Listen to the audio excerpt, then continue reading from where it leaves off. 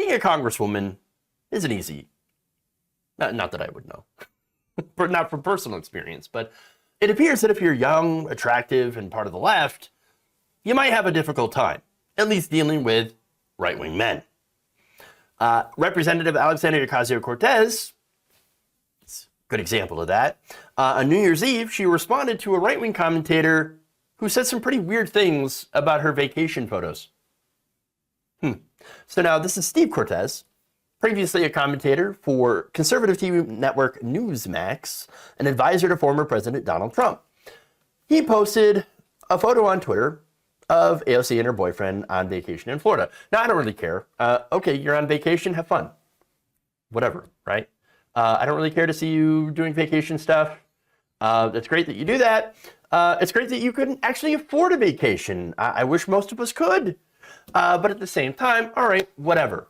But this person, Cortez, decides, no, he's gonna post this. He's gonna write, if leftists like AOC actually thought mandates and masking worked, they wouldn't be frolicking in free Florida. Okay. And then added, her guy showing his gross, pale male feet in public, not at a pool beach with hideous sandals. Okay, that's weird. I mean, look, why bring up his feet though? Like, what's the issue there? Again, I don't want to kink shame. I know there are foot fetishists out there. I think that's totally fine. Do you, man? But I think this coming from this is supposed to be like some sort of slam against Alexandria Ocasio-Cortez. It's sort of weird. It's sort of weird and very, very unnecessary. I'm just saying, like, okay. Now, she responded in a fun way. If Republicans are mad that they can't date me, they can just say that instead of projecting their sexual frustrations onto my boyfriend's feet. You creepy weirdos. I mean, look, it's true. It's true. There is that joke going around. Ben Shapiro have something for her feet. Now look, but there's actually a serious point in here. All right. Now she said it's starting to get old, ignoring the very obvious, strange, deranged sexual frustrations that underpin the Republican fixation on me, women, and LGBT plus people in general. Now, I think that's a very legitimate point. Very, very good point. Not just as it applies to her. Look, I'm sure if you look at it, her inbox is probably full of weird shit. Like, fucked up things people are sending her, right? And not just like horrible death threats and rape threats and just horrible things like that, which unfortunately goes along with being a public figure, especially if you're a public figure who happens to be on the left. But again, there's also probably a bunch of other like weird stuff, you know, odd stuff. And I think that goes without saying that I liken it to what I expect women to experience online when they check their inboxes, you know, just like weirdo guys that they're not quite right. They're trying to get some attention and they're doing it in the wrong way and all that. Just sending creepy stuff. But I imagine her inbox being like that, but 100-fold.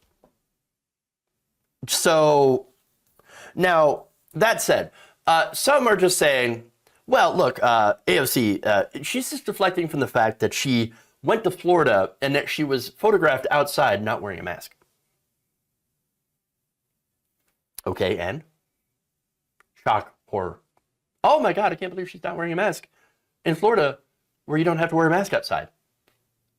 You realize she is both vaccinated. She is probably very likely to be triple vaxxed. So 2 vaccines and a booster. And then she's outside and sitting next to her boyfriend. Where's the problem here? What's the issue? I don't see the issue. Okay? I don't get it. By the way, she is not huddled around a giant group of strangers. So it's not as if she's spreading COVID to somebody. And now the other thing is, if she somehow catches a breakthrough infection, what do you think that she would do? She would quarantine.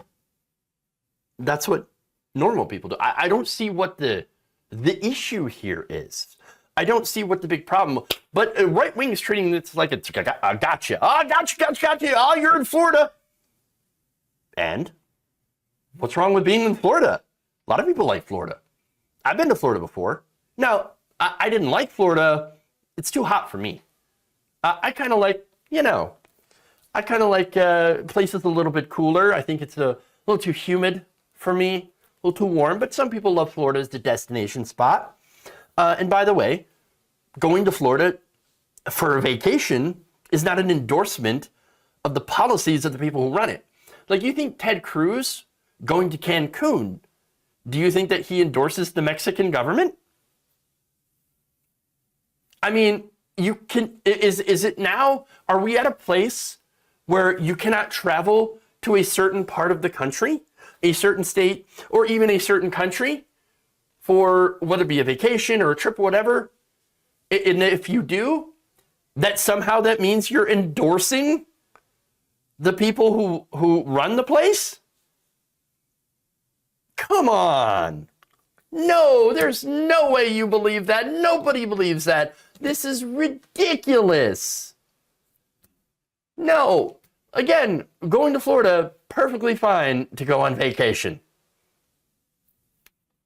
If you want to do that, you want to do that. Look, I know, you know what? I know people who live in Florida. My friend, Farron Cousins, does Ring of Fire. He lives in Florida. Do you think he, because he lives there, endorses everything that Ron DeSantis does? No.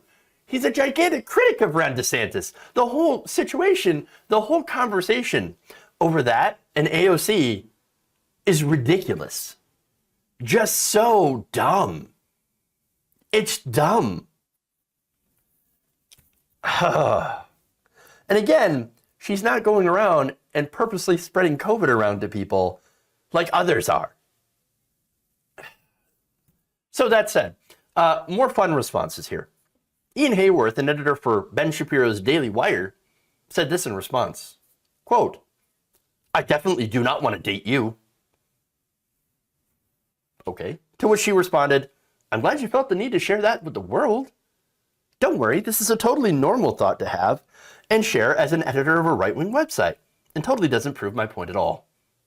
I hear if you say it enough times, you'll actually start to believe it." So I love the sass, right? And the snappy responses. Because some of these people, some of these right-wingers need a glass of shut up juice. Seriously. And so, again, she added, "The fact that these people are so creepy/weird, yet are also the ones responsible for shaping the news headlines we all see in media should be really concerning. I don't even want to know what knuckle-dragging thoughts these people have all day while covering women in politics." I think we know. I think we have an idea.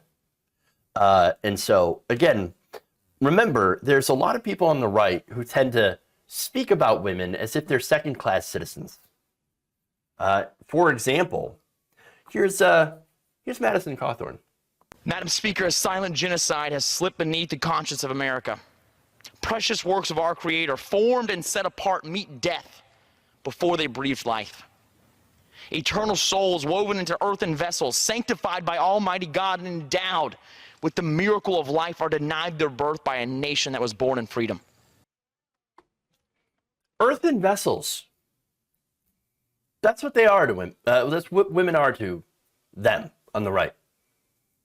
Earthen vessels. That's it. No, gee, no wonder he just got divorced. Come on. And again, this is just one of many, many different examples of right-wing men. I remember talking about how there were women on the alt-right that were complaining like, "Oh my God, I can't believe men treat us so badly." Do you know where you are? Do you know the people that you're hanging out with? you realize that these people, they think of you as basically either a sex object that they are entitled to, by the way, or nothing but walking wombs to which they have to police over because you're not smart enough to do it, to police yourself. That's what they think about women. And so what AOC points out is correct. They have no respect for women at all. And a lot of it is just super creepy and weird.